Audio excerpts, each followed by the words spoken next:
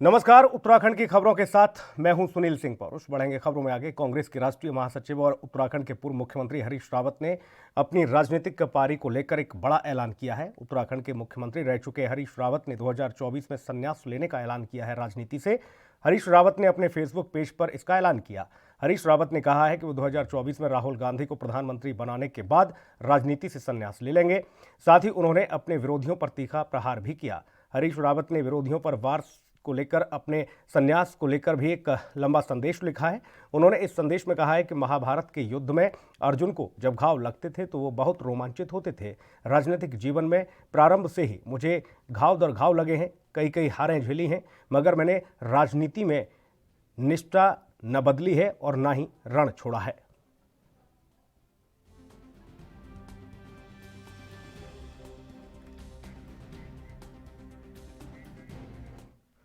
प्रतीक पाठक हमारे सहयोगी तमाम अपडेट के साथ मौजूद हैं। प्रतीक, 2024 में राहुल गांधी को प्रधानमंत्री बनाने के बाद पूर्व सीएम हरीश रावत राजनीति से संन्यास लेंगे। बिल्कुल सुनील, जिस तरीके से देखा जाए हरीश रावत एक राजनीतिक धुरंधर भी उनको माना जाता रहा है और तमाम जो पोस्ट के जरिए कहीं ना कहीं तमाम ऐसी बातें जो कर देते हैं वो उत्तराखंड में काफी हलचल भी प्रदान कर देता है। ऐसे में उन्होंने एक फेसबुक पोस्ट में एक लंबा चौड़ा पोस्ट जो डाला है जिसमें उन्होंने ये जिक्र भी किया है कि 2024 के बाद प्रधानमंत्री राहुल गांधी को बनते देखेंगे, जिसके बाद वो संन्यास ले लेंगे। फिलहाल उनके इस बयान के कई सारे मायने भी निकाले जा रहे हैं। वही बीजेपी इस पर चुटकी भी लेती नजर आ रही है। बीजेपी का कहना है कि शायद हरीश रावत संन्यास लेने के मूड में नहीं है। तो फिलहाल किस तरीके से निशाना साधा जाए, फिलहाल पूरी तरीके से 2022 को लेकर जो बिसात बात पिछली है वो हरीश रावत उसकी तैयारी में पूरी तरीके से जुट चुके हैं। जी बिल्कुल, चूंकि 2024 तो अभी लंबा वक्त है, उसमें 2022 भी उनके सामने है। उत्तराखंड की एक बड़ी चुनौती उनके कंधों पर है कांग्रेस की। बिल्कुल सुनील, हरीश रावत बड़े नेता रहे हैं और जिस दौरान जब उनकी सरकार को गिराया गया था तो 9 विधायक थे वो बीजेपी के खेमे में पहुंचे थे। उनको लुभाने का काम लगातार हरीश रावत करते आ रहे हैं। और अगर मैं बयान की बात करूं तो संन्यास की बात अगर मैं करूं तो पिछले लोकसभा चुनाव के दौरान जब उनकी हार हुई तो इस तरीके की बातें भी उन्होंने करते दिखे थे और कहा था उन्होंने कि वो राजनीति में सक्रिय राजनीति में हिस्सा नहीं लेंगे। उसके बावजूद भी वो राजनीति में हिस्सा लेते नजर आए। तमाम जो कैंपिंग है लगातार करते नजर आए हैं। तो ऐसे में तमाम जो बयान है उसको इस बयान को लेकर कहीं ना कहीं ये कहा जा सकता है कि कभी ना कभी अभी संन्यास लेने के मूड में हरीश रावत नहीं दिखते नजर आ रहे। जी बिल्कुल, हालांकि बीजेपी इस पर चुटकी ले रही है, लेकिन हरीश रावत इस बात से आश्वस्त हैं प्रतीक के वो 2024 के चुनावों में, आम चुनावों में कांग्रेस को बड़ी जीत दिलाएंगे और राहुल गांधी को प्रधानमंत्री बनाएंगे। बिल्कुल सुनील, अब ये वक्त बताएगा कि 2024 को लेकर प्रधानमंत्री राहुल गांधी बनते हैं कि नहीं बनते हैं। लेकिन तमाम सारी जो बातें जो निकल के जो सामने आ रही वो बयानबाजी लगातार उत्तराखंड में देखने को मिल रही है। हरीश रावत ऐसे में जो अपने जो तमाम सारे जो विधायक हैं उनको कीमे को लेकर तमाम सारी जो बातें की गई थी कि अभी भी वक्त है, वो आ सकते हैं और किस तरीके से उन्हें सम्मान बीजेपी में मिलता नजर आ रहा है। तो तमाम इस तरीके की बयानबाजी प्रतीक, करके इस बयान को, इस पोस्ट को इससे भी जोड़ के देखा जा सकता है कि कांग्रेस के कुछ दिग्गज नेता हैं जो कि कांग्रेस के नेतृत्व पर सवाल उठा रहे हैं। कपिल सिब्बल उसमें हो या फिर जो बाकी और अन्य नेता हैं जो बड़ी भूमिका अदा करते हैं एआईसीसी में। ऐसे में हरीश रावत का भी नाम उसमें शामिल होता है। हरीश रावत जो है एक एआईसीसी के बड़े कद्दावर नेता हैं और बड़ी जिम्मेदारियां बाकी राज्यों में भी वो निभाते नजर आते हैं। पंजाब में भी उनको एक बड़ी जिम्मेदारी दी गई है। ऐसे में ये कहकर कि राहुल गांधी को प्रधानमंत्री बनाने के बाद ही संन्यास लूंगा, चाहे 2024 का पारा क्यों ना उन्होंने खींच दिया हो, लेकिन वो ये जताने में सफल रहे हैं कि वो आज भी राहुल गांधी यानी सोनिया गांधी और गांधी परिवार के कितने बड़े सिपहसालार हैं। बिल्कुल बिल्कुल सुनील, जिस तरीके से जो बयान दिया है वो इसके भी ये भी मायने निकाले जा सकते हैं कि किस तरीके से अपनी घनिष्ठता को दिखा रहे हैं कि हम राहुल गांधी कितने घनिष्ठ हैं या गांधी परिवार से हम कितने घनिष्ठ हैं। इस तरीके के बयान इसको इसके मायने कई सारे निकल के सामने आते हैं। फिलहाल लेकिन उत्तराखंड में तमाम सारे जो राजनीतिक दल हैं वो अब कहीं ना कहीं सक्रिय दिख रहे हैं। इसी को लेकर हरीश रावत लगातार सक्रिय है। फेसबुक पोस्ट हो या ट्विटर हैंडल हो या तमाम सारे जो बयान इस तरीके के बयान देते नजर आ रहे हैं। जी बहुत शुक्रिया प्रतीक आपका तमाम महत्वपूर्ण जानकारी के लिए।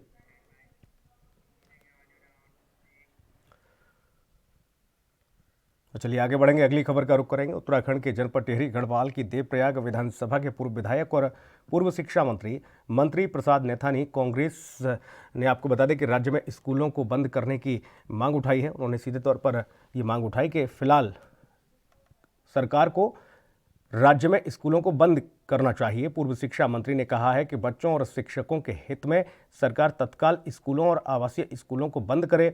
कोरोना के लगातार बढ़ रहे मामलों को देखते हुए सरकार को स्कूल बंद कर देने चाहिए। छात्रों और शिक्षकों के जीवन के साथ खिलवाड़ करना ठीक नहीं है। राज्य सरकार ने यदि इस पर पुनर्विचार नहीं किया तो वह विरोध प्रदर्शन का रास्ता अख्तियार करेंगे।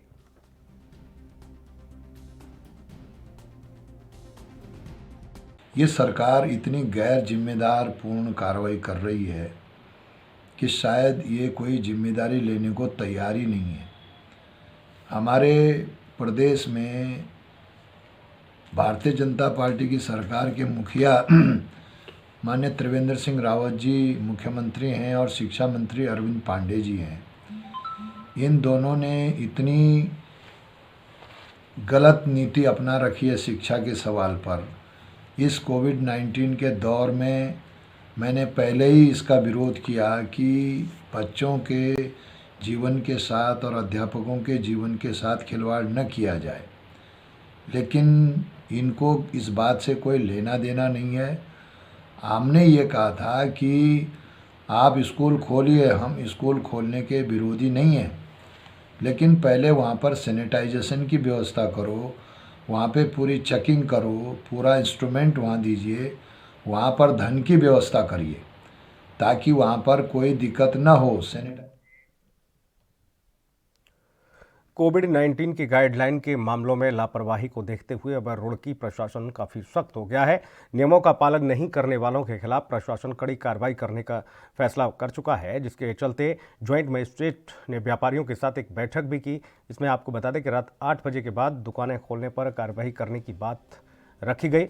आपको यह भी बता दें कि कई राज्यों में कोरोना को दोबारा से दूसरी लहर देखते हुए क्षेत्र में बढ़ते मामलों को लेकर प्रशासन ने तय किया है कि रात के 8 बजे के बाद शहर में दुकानें नहीं खोलेंगी और सभी दुकानदार मास्क लगाएं, साथ ही ग्राहकों से भी मास्क लगाने की अपील करें। वहीं पर व्यापारियों के साथ बैठक करके ज्वाइंट मजिस्ट्रेट नमामि बंसल ने निर्देश दिए हैं कि अगर कोई नियमों का पालन नहीं करेगा तो उस पर सख्त कार्रवाई की जाएगी।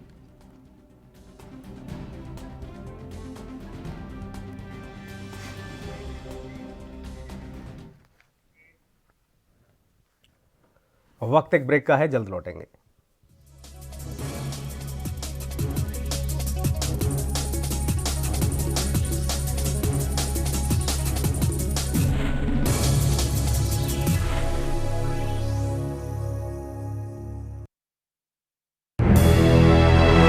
लखनऊ से लेकर चंडीगढ़ तक, मुंबई से लेकर रायपुर तक, क्या है राजनीति की हलचल, क्या है समाज का मिजाज।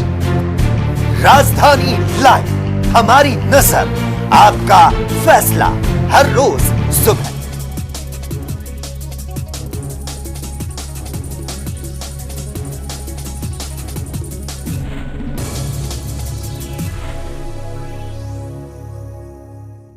ब्रेक के बाद स्वागत है आपका। बढ़ेंगे खबरों में आगे। देश के प्रधानमंत्री नरेंद्र मोदी ने जिस स्वच्छ भारत का सपना देखा है वो शायद पूरा नहीं हो पाएगा। सफाई के लिए झाड़ू तो सबने उठा ली, लेकिन ये सब दिखावे मात्र ही साबित हुआ है। सफाई के नाम पर महज औपचारिकता निभाई जा रही है। काशीपुर नगर निगम को स्वच्छता के नाम पर 2 बार सम्मानित भी किया जा चुका है, लेकिन फिर भी नगर में जगह जगह गंदगी व कूड़े कचरे के ढेर लगे हुए हैं। घर घर कूड़ा कचरा एकत्र करने के लिए वाहन भी लगाए गए। शुरुआती दिनों में उसके सकारात्मक परिणाम देखने को मिले, लेकिन धीरे धीरे सफाई अमला यहाँ पर आपको बता दें कि अनियमित हो गया है और अब काशीपुर नगर की स्थिति ऐसी है कि शहर में जगह जगह कूड़े कचरे के ढेर देखने को मिल जाते हैं। तो वहीं जितने जिम्मेदार शहर को बदसूरत बनाने में निगम का योगदान है, उतना ही जिम्मेदार वहाँ का आम जनमानस भी है, आम जनता भी है। स्थानीय लोगों को सड़कों पर कूड़ा कचरा फेंकने से ये लोग बाज नहीं आ रहे हैं। न तो उनको गंदगी से होने वाली बीमारियों का डर है और न ही शहर को खूबसूरत बनाने का वो लोग सपना देखते हैं।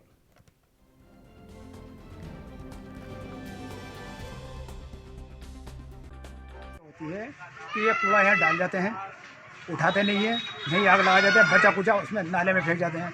आबादी के बीच में ये कूड़ी घर इन्होंने बना दिया, जिससे गंदगी फैल रही है, इससे बीमारियाँ फैल रही हैं। हमें यहाँ सम्मानित लोग बैठे रहते हैं, आसपास चारों तरफ मार्केट है, दुकानें हैं। हम ये चाहते हैं ये कूड़े का इंतजाम कोई और कराएगा। ये कूड़े में आग लगा देते हैं, उसका जो बाकी की राख बची है अधूरा कूड़ा हुआ वो उस पर नाले में डाल देते, जो बराबर में घेर दिया है, उससे और ज़्यादा गंदगी फैलती है, नाला ठस जाता है। तो सर हमें बहुत बड़ी परेशानी, यहाँ पे आसपास तमाम गंदगी रहती है और बीमारियाँ बहुत फैल रही हैं। यहाँ पे छोटे मोटे बच्चे भी कूड़े पे ऐसे खेलते रहते हैं और कूड़े का जो कर्मचारी हैं नगर पालिका का, वो कूड़े को यहाँ से हटाते नहीं है, यहीं आग लगा देते हैं। उसमें बचा कुचा कूड़ा जो होता है वो नाले में सरका देते हैं। नाला ठसने के बाद मच्छर मक्खी तमाम गंदगी यहाँ पे पैदा हो जाती है। वहाँ को हमारा गुजरना ही मुश्किल हो चुका है, बदबू बहुत हो रही है। आप कुछ भी करके इस नाले को यहाँ से हटाएं, गंदगी कर्मचारियों से कहें कि यहाँ की सफाई सही और दुरुस्त तरीके से करें। देखिए, नगर निगम क्षेत्र में अब से 2 वर्ष पूर्व हमने जीरो वेस्ट को आउटसोर्सिंग का कार्य दिया था। उससे पूर्व एक दूसरी कंपनी थी, उसको कार्य दिया था। तो निरंतर हमारा कार्य बहुत बेहतर तरीके से चल रहा था। इस बीच थोड़ी सी परेशानी अवश्य आई है कि जो जीरो वेस्ट वाला था वो मालिक खुद तो यहाँ रहता नहीं था, लेकिन और लोगों को जिसके हाथ में उसने व्यवस्था दी थी वो लोग व्यवस्था बनाने में सक्षम नहीं हो पा रहे थे। इसी कारण हमने जीरो वेस्ट की सभी सेवाएं समाप्त कर दी हैं और अब ने एक नया टेंडर आमंत्रित किया है जो 4 दिसंबर में खुलने वाला है। तो उसके बाद हमारी, और इस बीच में व्यवस्था नहीं बन जाएगी। इस बीच में हमारी जो व्यवस्था बनी हुई है, इस समय काशीपुर में सफाई व्यवस्था मात्र कागजों में सीमित होकर रह गई है। ये बड़ा हास्यास्पद है कि जिस नगर निगम को 2 बार प्रदेश में स्थान मिला और इनाम मिला, आज उसकी सफाई व्यवस्था को आप पूरे शहर में, पूरा शहर इस बात का प्रत्यक्ष गवाह है कि जगह जगह कूड़े के ढेर लगे हैं और उन कूड़ों के ढेरों के आसपास आवारा पशु आसपास मंडराते रहते हैं, जिससे आए दिन एक्सीडेंट होने का खतरा बना रहता है और लगातार कूड़े के ढेर जमा होने की वजह से संक्रमण का और बीमारियों का खतरा बना रहता है। अब आप ये कह सकते हैं कि निज़ाम ये है, निर्णायक ये है, निर्णय करने वाले ये हैं और बगैर कुछ धरातल पे काम किए। उत्तराखंड के हरिद्वार के पथरी क्षेत्र ग्राम पंचायत धनपुरा में चोरों के हौसले इतने बुलंद हैं कि देर रात में पंचायती बारात घर में चरस गांजा स्मैक आदि का सेवन कर गांव में हुड़दंग करते हैं। आपको बता दें कि पंचायती बारात घर में चरस अफीम पीने वाले नशेड़ियों ने पंचायत बारात घर का गेट तोड़कर काफ़ी हुड़दंग मचाया, जिससे परेशान होकर लोगों ने पुलिस में इनकी शिकायत की, लेकिन पुलिस इन लोगों पर कोई भी कार्रवाई नहीं कर रही है।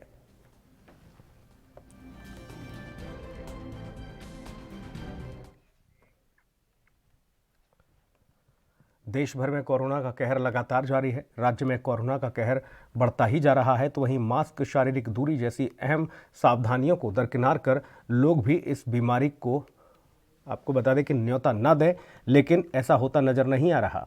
उत्तराखंड में लगातार दूसरे दिन कोरोना के 500 से ज़्यादा मामले सामने आए हैं। अभी तक प्रदेश में कुल 17,790 से ज़्यादा लोग संक्रमित हो चुके हैं। इनमें करीब 64,851 से ज़्यादा लोग स्वस्थ भी हुए हैं। उत्तराखंड में कोरोना का पहला मामला 15 मार्च को सामने आया था और उसके बाद देखते ही देखते इस महामारी का प्रकोप जो है पूरे उत्तराखंड में फैल गया। ऐसा फैला ये महामारी का प्रकोप के ज़िंदगी सीधे तौर पर इससे बेहाल होती नजर आई। जिन्हें कोरोना नहीं हुआ है वो उन्हें भी किसी न किसी रूप से प्रभावित जरूर किया है। जितना लोगों ने महामारी का मुकाबला किया है, अब उतना ही लोग लापरवाह भी दिखते नज़र आ रहे हैं, क्योंकि लगातार ये कहा जा रहा है कि ये महामारी अभी ख़त्म नहीं हुई है। आप लोग लापरवाही ना बरतें, लेकिन लोग इसके प्रति सजग नहीं दिखाई दे रहे। लोग बाज़ारों में निकलते हैं लेकिन मास्क नहीं लगाते हैं, साथ ही जो सोशल डिस्टेंसिंग है उसका इस्तेमाल नहीं करते हैं। एकाएक भीड़ आपको बाज़ारों में दिख जाएगी और कोरोना महामारी का जो प्रकोप है वो पूरे प्रदेश भर में फैला हुआ है। पहाड़ पर कोरोना का तांडव देखने को मिल रहा है। लगातार इसके मामले बढ़ रहे हैं। सरकार अपील कर रही है कि आप लोग मास्क लगाकर घर से निकलें और बेवजह आप बाहर न घूमें। इसके अलावा सरकार और भी कई कड़े फैसले लेने को लेकर मंथन कर रही है।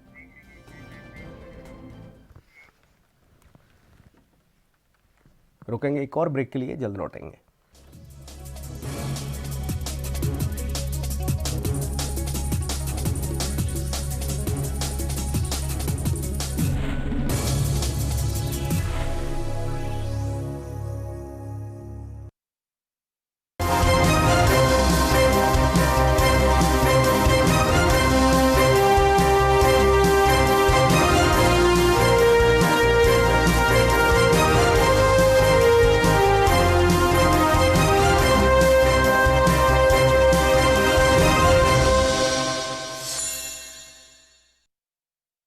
क्या आप दुबले पतले कमजोर हैं, आपकी सेहत नहीं बनती?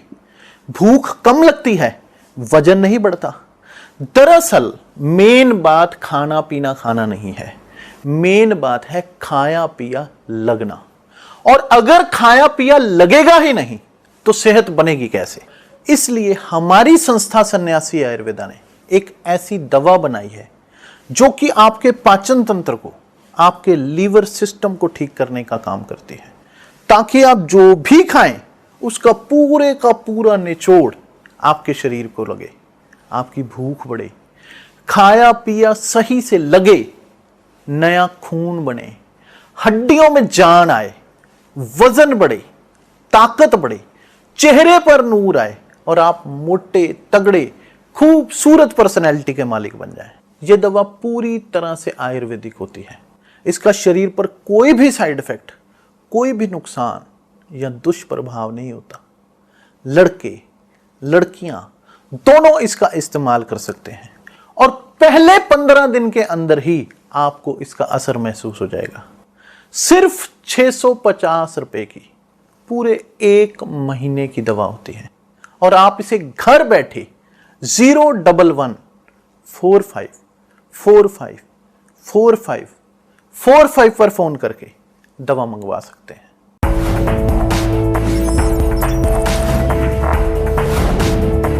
कम ब्रेक और ज्यादा खबरों के साथ देखिए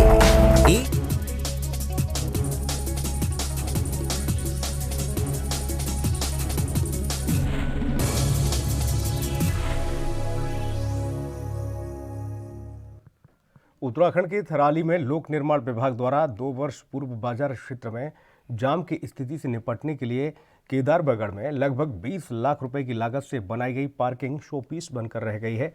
आपको ये बता दें कि आलम यह है कि 2 वर्षों से स्थानीय प्रशासन एक भी वाहन इस पार्किंग में पार्क कराने में पूरी तरह नाकाम साबित हुआ है। ऐसे में स्थानीय जनता बताती है कि बाजार क्षेत्र में जाम की स्थिति से निपटने के लिए बनाई गई ये पार्किंग फिलहाल महज सफ़ेद हाथी से के तौर पर साबित हो रही है।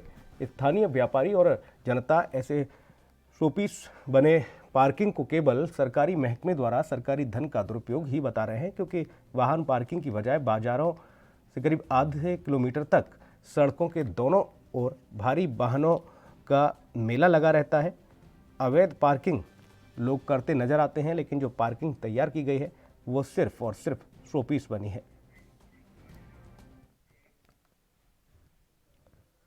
उत्तराखंड के चमोली जिले के राजकीय इंटर कॉलेज जोशीमठ में एक अध्यापक और एक छात्र की कोरोना रिपोर्ट पॉजिटिव आने के बाद विद्यालय में हड़कंप मचा हुआ है।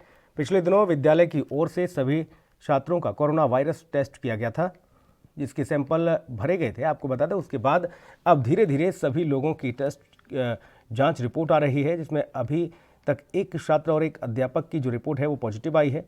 दोनों को विद्यालय ने घर पर ही रहने की सलाह दी है। आपको बता दें कि विद्यालय के प्रधानाचार्य डॉक्टर राजकिशोर ने बताया है कि विद्यालय में मास्क और सैनिटाइजर की पूरी व्यवस्था कर दी गई है। कोरोना वायरस अन्य छात्रों में न फैले, इसका भी विशेष ख्याल रखा जा रहा है।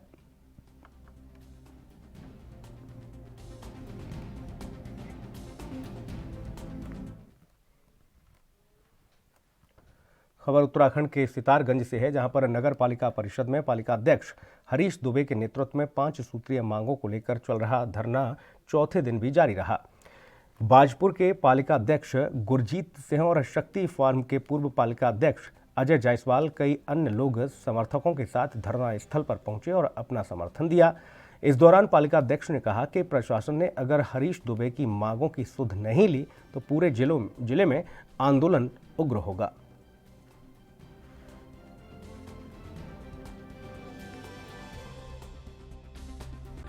हमारे हरीश दुबे जी आज और इनके साथ समस्त बोर्ड धरने पे बैठा है। मैं यही बताना चाह रहा हूँ कि नगर पालिका चेयरमैन बोर्ड इसलिए चुन के आता है कि शहर की सफाई व्यवस्था, शहर का विकास होना चाहिए। जहाँ विकास कार्य नहीं हो पा रहे हैं, एक अधिकारी के कारण जो है सारे विकास कार्य बंधित है और नगर पालिका पूरी हड़ताल पे बैठी है। ये सरकार के लिए भी चिंतन की बात है, क्योंकि ऐसी हठधर्मिता सही नहीं है। अगर सरकार ने समय रहते इनकी मांगों को पूरा नहीं किया तो ये आंदोलन खाली सितारगंज तक नहीं सीमित रहेगा। ये पूरे बद्रीनाथ हाईवे पर गुलर के पास निर्माणाधीन पुल का आधा हिस्सा अचानक से भरभरा कर गिर गया। घटना में पुल पर काम कर रहे 13 मजदूर घायल हो गए, जबकि एक मजदूर की मौत हो गई। बताया जा रहा है कि पुल के आधे हिस्से पर लेंटर डालने की तैयारी थी और इस दौरान लेंटर की शटरिंग टूट गई, जिससे ये बड़ा हादसा हो गया। घटना के बाद एसडीआरएफ की टीम मौके पर बचाव कार्य के लिए पहुंची। मामले में मुख्यमंत्री त्रिवेंद्र सिंह रावत ने दुख प्रकट करते हुए सचिव को घटना की जांच के निर्देश दिए हैं, तो वहीं घायलों को इलाज के लिए अस्पताल में भर्ती कराया गया है।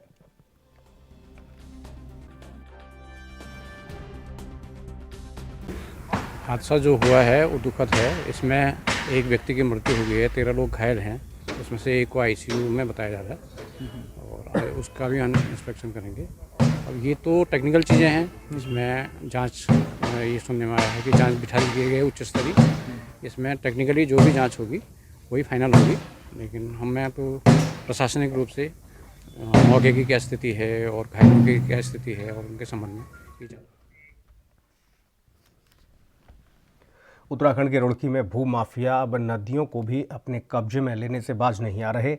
हद तो ये है कि नदी के बिल्कुल किनारे पर कई कॉलोनियां काट डाली हैं और उन्हें ऊंचे दामों पर प्लॉटिंग कर बेचने लगे हैं। आपको बता दें कि नदी का ही रेत उठाकर वहां कॉलोनियों में भराव कराया जा रहा है। यह भूमाफिया राजनीतिक शरण लेकर अधिकारियों पर भी अपने अवैध कार्य में शामिल होने का दबाव बनाने से बाज नहीं आते। हाईकोर्ट का आदेश है कि नदियों से कम 200 मीटर की दूरी पर ही कोई निर्माण कार्य किया जा सकता है, लेकिन भूमाफिया बिल्कुल नदी के किनारे ही कॉलोनी काटकर इस तरह के कृत्यों को अंजाम दे रहे हैं। आपको बता दें, एक भूमाफिया ने तो नदी की पिचिंग को ही अपनी कॉलोनी में शामिल कर लिया है।